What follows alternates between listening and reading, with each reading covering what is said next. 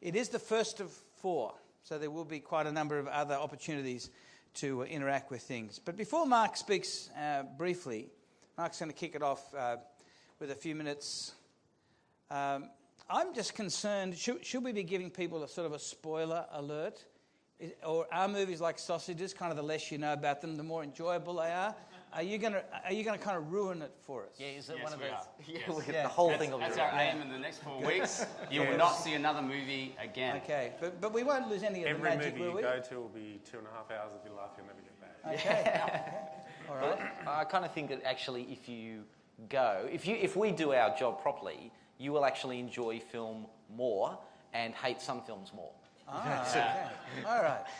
And there's no money-back guarantee on that, but we look forward to that. Now, Mark, do you want to just kick us off on this question, a rather bold claim, I think, that hundreds and hundreds and hundreds of films are really only 3 stories? Well, look, I'd like to begin by saying I'm a writer, so what I'm going to do is I'm going to go over to my notes that are over here, just so you remember I'm not a public speaker. Yeah, actually, why don't we... There's a clip that I'd like you to see, and then I think I might have done half my argument by proving that there's something behind it all. So how about you play the video for us?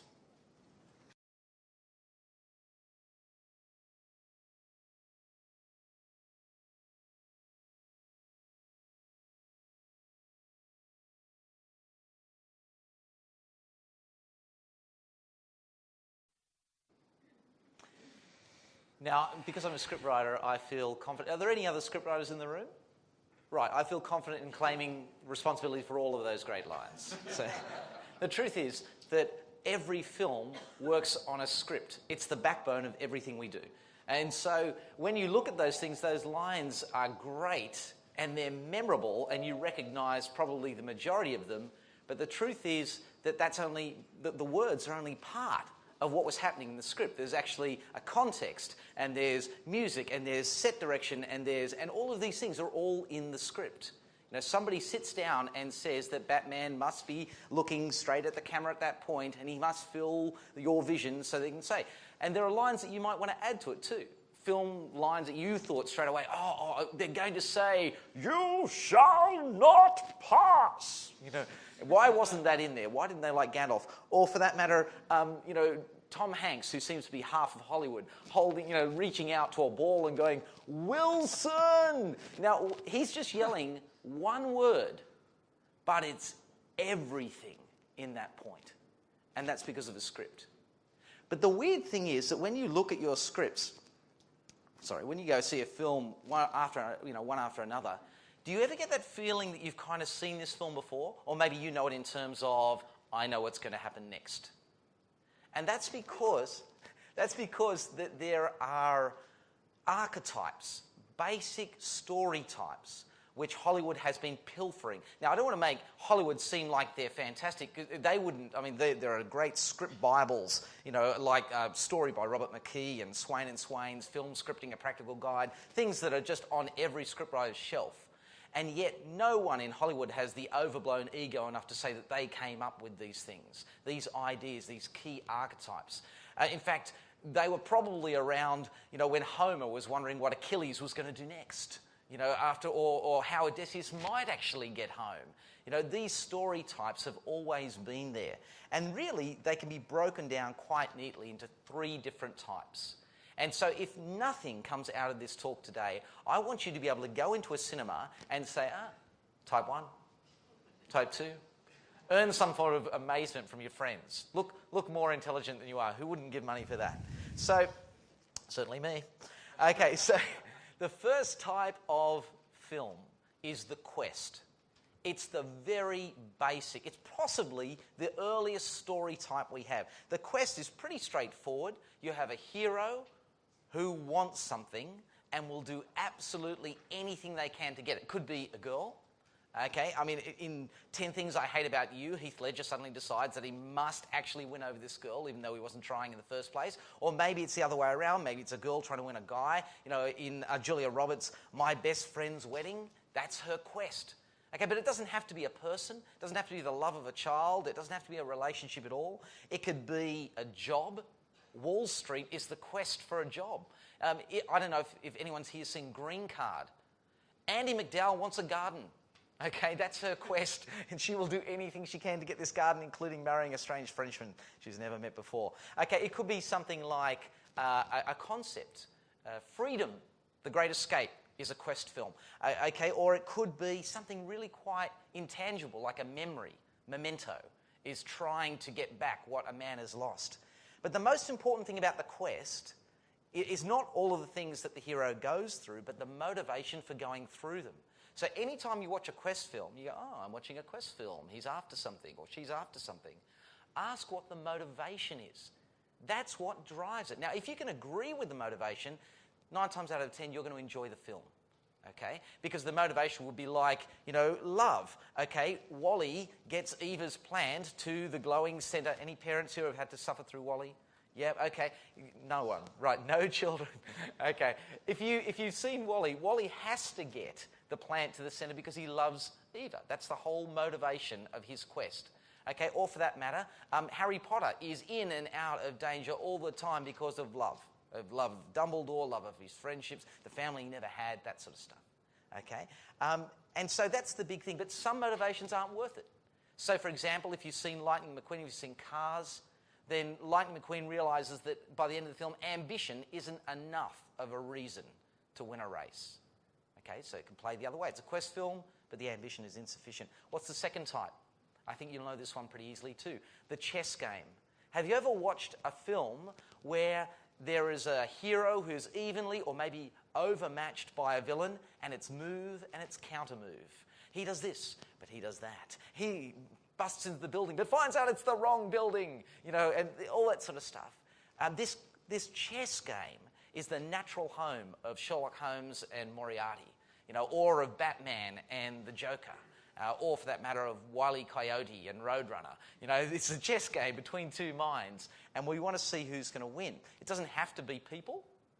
Some of the best chess games I've ever seen are actually between, if you've seen Contagion or Outbreak, it's a chess game between a man and a microbe. Okay? It keeps on mutating, this virus. We don't know what to do about it. Or for that matter, if you've seen The Perfect Storm, it's a battle between men and a weather system on the other end of the scale. Okay? Again, can you outwit the storm? In that one, they don't. You don't have to win. The key, of course, is the opponent's power, not their identity or not what they're threatening, but just the power.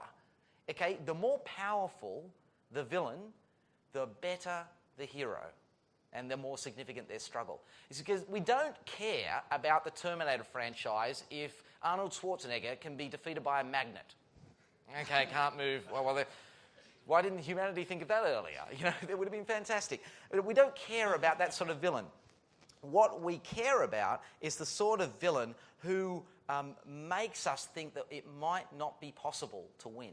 Okay? By the way, it can backfire on you terribly if your villain isn't big enough, which is why Return of the Jedi is such an awful film, and it's not the Ewoks.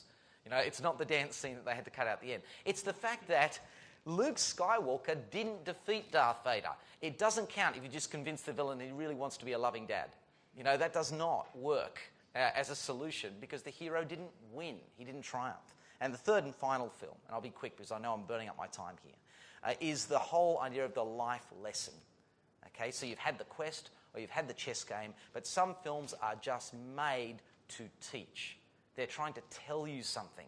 There is a message which we will come to the end. And the whole key of the message film is that it is a truth that rings with rightness. It's this ring of truth. Okay, now you know it at the end of Shawshank Redemption. You might not be sure what the lesson is out of Shawshank Redemption, but you get to the end of Shawshank Redemption and you know that it is much better to get busy living than it is to get busy dying. It's important to try rather than to just give up. And that's a life lesson. You get to the end of The Lord of the Rings and you realise that relationship and enduring commitment is far more important than any army or any ring of power or anything like that. That's what's going to win the day. These are life lesson films. And some of them actually, you don't have to win. One Flew Over the Cuckoo's Nest, the hero dies. Oh, sorry, has anyone not seen One Flew Over the Cuckoo's Nest? Okay, well, the hero may or may not die, okay? But if he were to, there would still be a lesson in that film, okay? And it is basically that freedom, even if you fail to get it, is worth struggling for. Okay. But of course, if you don't have a lesson that is worth learning, the film falls over, like the entire Twilight saga. Okay? Because love does not justify drinking blood. Okay? In fact, all you wonder is what the writer was drinking at the time that they came up with that as a life lesson. Okay? So if it doesn't work with you, then it doesn't work as a film. Look, there's a lot of common things in plots. There's heroes, there's the trial, there's the moment of choice, all these sorts of things. And scriptwriters are used to building them into blocks that lead you to satisfaction at the end. No problem with that. The reason why they work, though, is because it's my contention that these story types actually dig deeper and connect into something else. Are you familiar with the term axiomatic?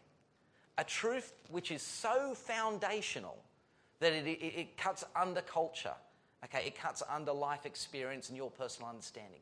I believe that the story of humanity is so axiomatic that all these three types do is link into it and bring parts of it forward. So, the quest. Humanity has always been looking for something that is good and lasting. As simple as that, but lasting. And our chess game has always been against death. Every hero that was ever worth his salt had to confront death. And in fact, as a chess game, we are trying to learn a lesson. Now, my contention as a Christian is that lesson that humanity holds on to is you cannot do it alone.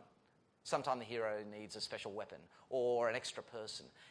But in humanity, I believe we need someone to reach down and do this for us. We want something lasting. We cannot defeat death on our own. The life lesson is that we need help. Or, if you like, no man is an island. You've heard it in various forms in films before. The tricky thing is, as a scriptwriter, is that these films don't tend to succeed very well at the box office. You know why? Because humanity is not great at taking a bit part. We always want the leading role. And in this, if you need somebody to save you, you're not going to be the hero. I'm going to throw over to the panel. I'm sure they've got better things to say.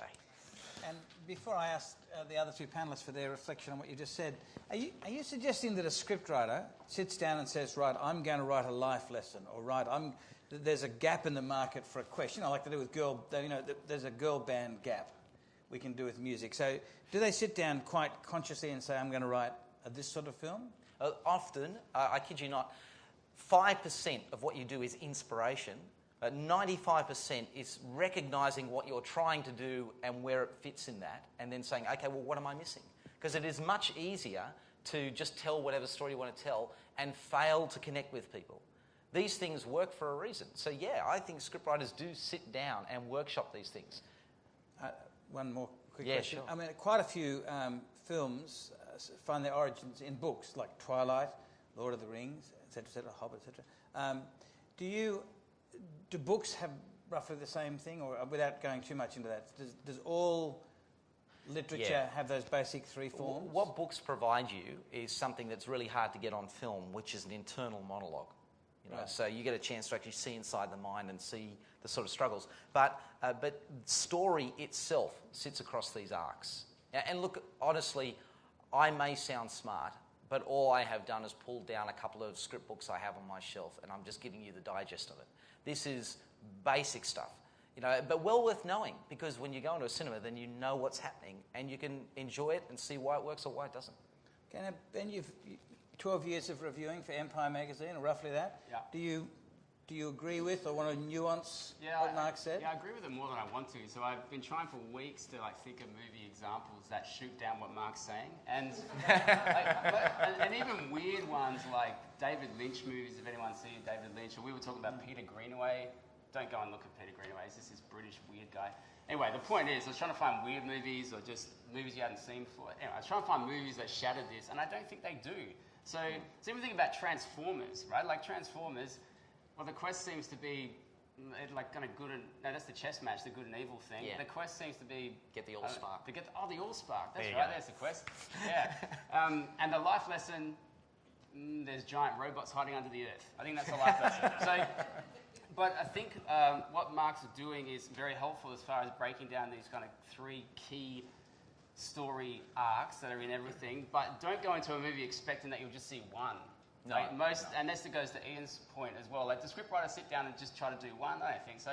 They think they're being different by saying, let's combine all of these and then add in a funny dog. Or let's have the girl be a guy. That kind of thing. So you go in there and may take you a while to work out what's at the root of all of this. But what Mark's saying is very helpful, because under it all is the motivation. I think that's what we're very interested in as Christian film watchers, is just that movies have meaning, and it can help to work out what the movie's actually saying to you by first understanding what's the story about, what are they doing here, what are they put together, and then underlying it, what are they actually telling me. Ben, just before I come to you, Adrian, for your reflections, are you suggesting I went and saw Superman, whatever, Man of Steel, with my wife on Saturday. We didn't go, I feel like a life lesson or something like that.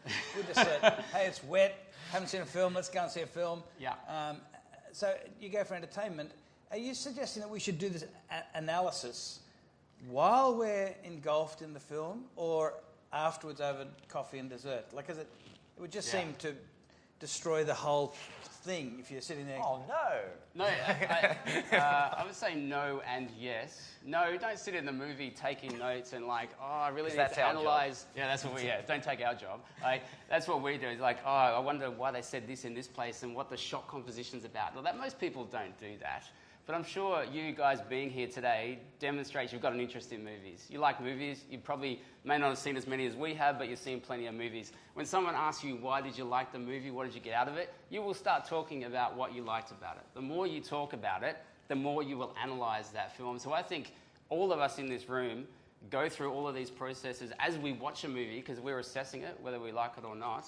If you think that ruins the enjoyment of it, we'll stop doing it consciously, because you will do it subconsciously when you get to the dinner discussion, and someone says, what do you think of Man of Steel? Yeah, it was all right. Someone says, I thought it was really good. Why? And then you will go into all of these reasons. So all we're on about really is trying to demonstrate the mechanics of how these movies are put together. But I think most people in this room already assess those things. You just may not talk about them in the same way. Okay. Adrian, you've listened for a long time. And I also disagree with Wally. Sorry. Yeah, Wally was great. Wally. Why are you shooting that down? But actually, John Stanton directed Wally. Going to do a big segue here. And here, what you said is spot on, because his next film was John Carter.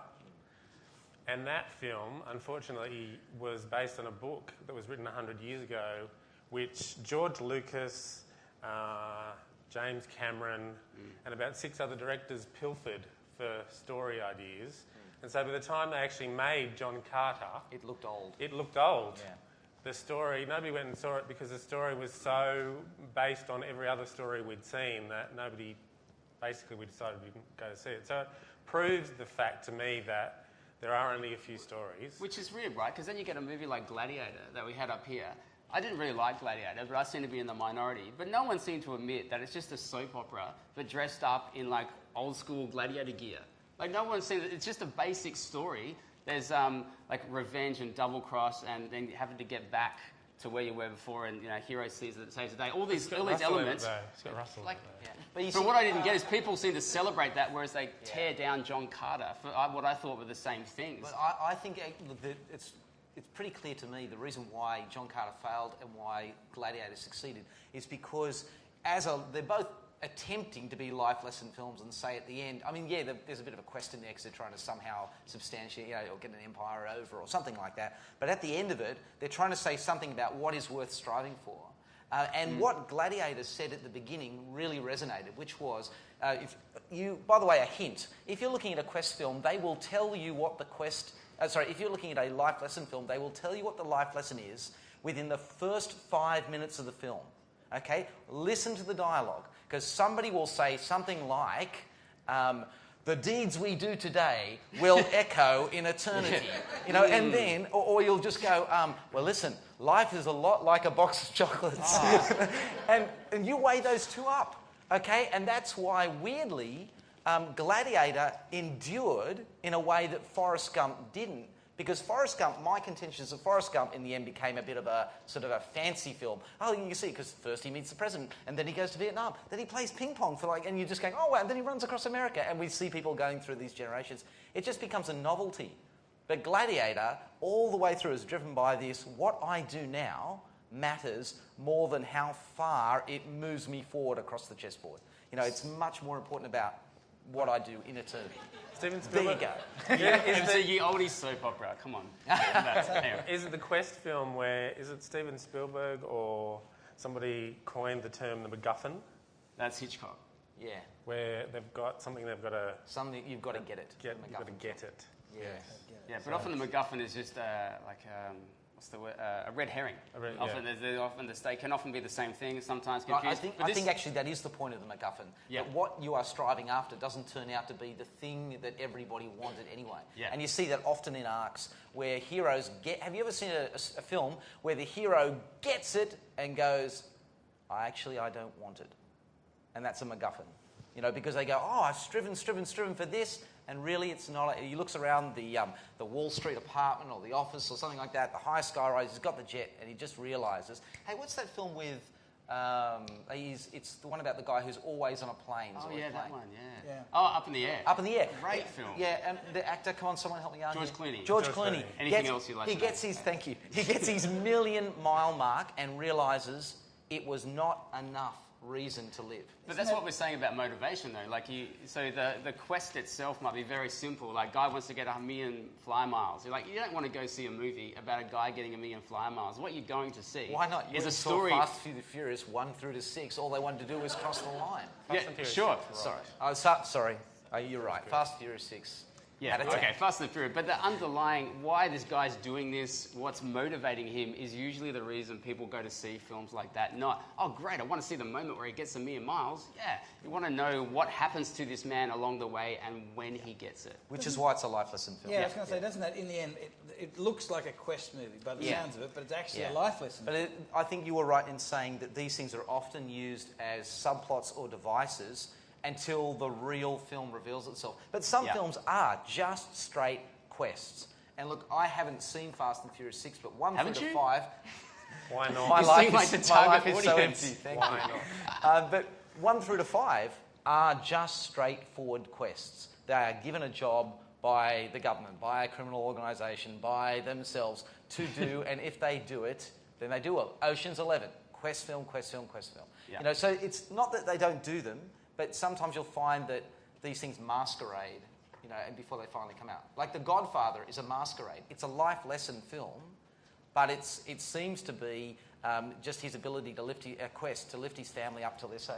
So then, you know, people sometimes speak about movies preaching at us. You notice it. I notice it when clearly a movie seems to be preaching at me something I don't agree with.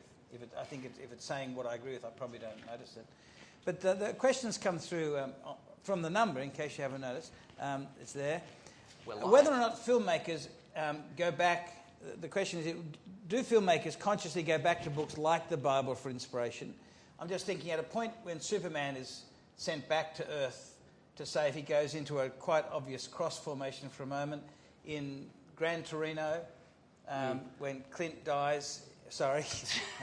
We've got to stop doing this. When he gets wounded... Spoiler alert. He falls in the cross shape. He may or may not fall in the cross shape. He has a sleep in a cross shape. But, I mean, so they're little things that I think, that's kind of odd, you know. But do movies... I would argue, consciously... I think they do, because I think what Mark was saying is true. They do, at a basic level, resonate with us because of story, like the gospel story, I think. Well, that's in my opinion anyway. When we go to cinema, we recognise things that make us jump, cry, laugh, and I think that's because at a really DNA level, we kind of resonate with a lot of the issues in films.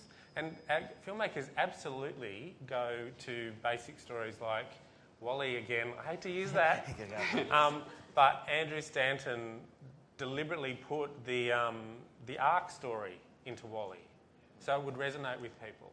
So they went in the ship and then they came back. It's definitely an arc story. I know this. I don't want to name drop it because I interviewed him, but when the movie came out, but he absolutely put that in there. And I think a lot of filmmakers would say, particularly American filmmakers, would say they are Christian, or they have a Christian worldview. And so for all the reasons Mark was talking about the stories, they go back to those stories because they're kind of foundational. The prodigal son type story. Yeah. All those sorts of stories. Forgiveness. Actually, I want to jump on the obvious one before you do it so I can sound smart. The Saviour story is a classic. Every superhero movie. And it cuts across culture. Because I don't want you to think for a moment that we are just talking about Western culture. Okay, I actually spend a lot of time basically writing. That's all I do. And I pull stories all the time. I'm amazed at what Mesopotamian 2000 BC culture has in common, with a movie that just came out of Los Angeles. These themes are always there. Now, you used the word archetype. Can you just help us? Because look, it's a Jungian thing. I used archetype because I heard it once on the radio. Look, I read about it in a book. And could you talk about how, when you explain that in 60 seconds, the word myth that someone like C.S. Lewis and Tolkien will speak about? Are those two things, archetype and myth, I'll related? do my best, but as story writers do talk very much. And the J-curve, can you explain that? There are better people in this room to talk about the J-curve than me. In fact, I think my superannuation advisor in the back row there.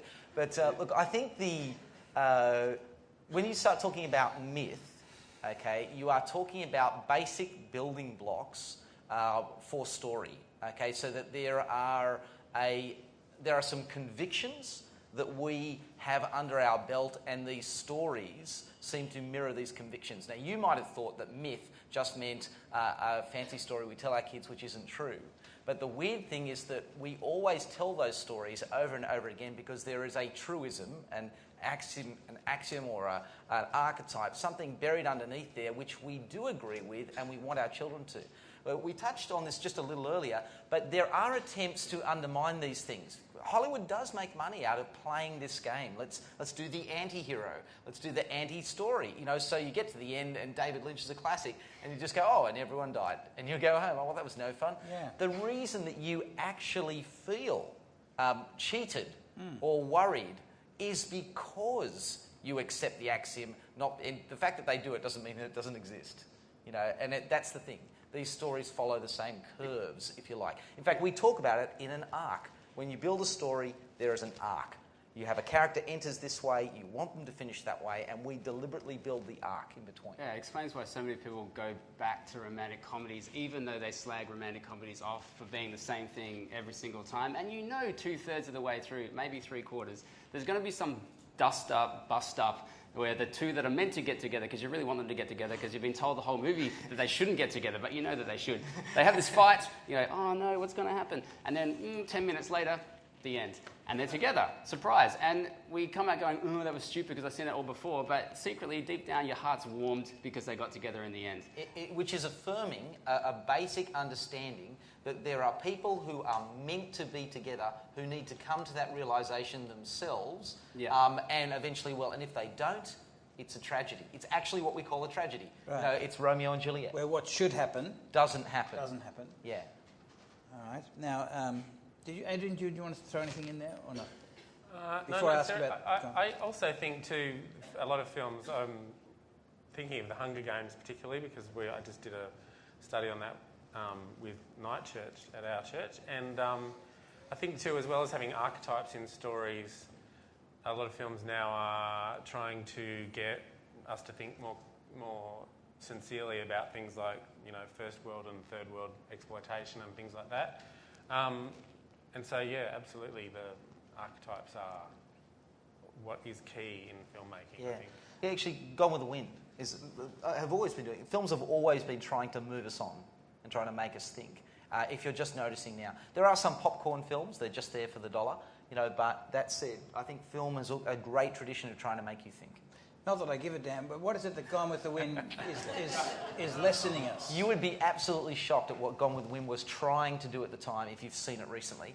But Gone with the Wind was an attempt to try and make black people equal with white people. Now, if you watch the film, you've got white people slapping black people around, you've got them still in the slave role, all these sorts of things, but you know what? They're allowed to talk, and they're allowed to offer an opinion. And and they're allowed to have key roles. In fact, the first black supporting actress Academy Award. I forget the name of the actress. Hattie McDaniel. There you go. And she was, Hattie was the winner of that. It was just a fact that trying to change social stereotypes which grow up with archetypes, things that we must accept underneath. Right, so that, one of the questions that's come here in a number of forms is Hollywood then using these three storylines fundamentally to manipulate us and to shape us and to control us? I mean, they're obviously trying to make big money, that's a given, but when I pay my money, am I just being suckered, being manipulated? I would say that they're just trying to tell stories, and there are so few stories that we relate to that they have to keep going back to those, like your romantic comedies. My romantic comedies. Well, you're talking about romantic I'm a bit of a comedies, sucker, yes. but Recently married. you know, my most unfavourite romantic comedy would be The Bounty Hunter. Oh. Less said about that, the better. But yeah, I don't think we're manipulated as much as Hollywood is a big machine, and they realise that in order to get bums on seats, they need to tell stories that we can relate to, and a lot of the stories we relate to boil down to three of the main stories, and really storytelling is part of our culture, and so I'm not preaching to the converted here when I say that the kind of films are the 21st century's parables and storytelling, really. And so what is it about humans that we do seem in almost any culture I've ever read of, thousands of years old, in different parts of the world, we are obsessively storytelling creatures, of which films are part. What's with the story? Why is it? It seems so trivial. The story is the favoured teaching tool of almost any culture on record, and I don't say that just blithely.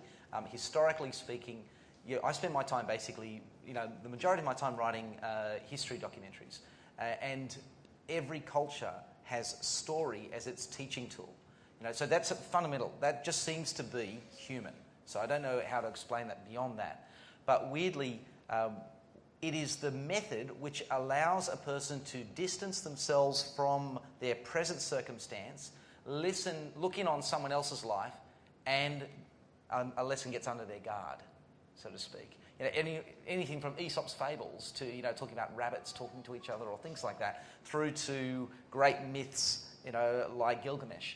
These things are all about listening to something, and as you listen, you identify with a key character, the hero, and then you basically think his decisions, what would I do? His decisions become my decisions, and I adopt that. It gets right under the guard. And stories can be understood by all people, no matter what their ages, intellect, culture, anything, like any background. All people can understand story, I think, better than like any other type of communication you attempt to explain concepts to people. Because I've been forced happily to read quite a bit of other religions' sacred books, and the obvious contrast is, say, with the Koran and the Bible. The Koran has simply not got many stories in it at all. It's not a storybook, whereas the Bible is fundamentally a series of stories. Can I disagree with you there? I don't have a degree or anything like that. I realise I'm going up against a theologian, but I actually don't think the Bible is a storybook. I believe the Bible has stories in it. But the weird thing, from my perspective as a history writer, or hysterical documentary writer, as my experience is, the problem with these things is they don't work like stories. You see, if Jesus was a story, I would not have him surrounded by such a bunch of buffoons who didn't really understand, who were working against him the entire time. If it was really story, I would have done some remarkably different things. Hang on, culture. I think we've misunderstood on the word story, because I learned that from a Year 7 boy at school. He said to me, "The Bible's a storybook, isn't it?" I got a bit defensive, but I'm using story in the meaning of it's not a make-believe story. You're telling me stories, a parent might say. Yeah. I'm simply saying it is a story of Abraham and God and Jesus. So so it's a series of stories. That's what I meant by that. Yeah. Which. Good, I'll just get down off my soapbox. Okay. Now, unfortunately, we're running out of time, although you can stay back and ask questions, and we are going for 3 more weeks.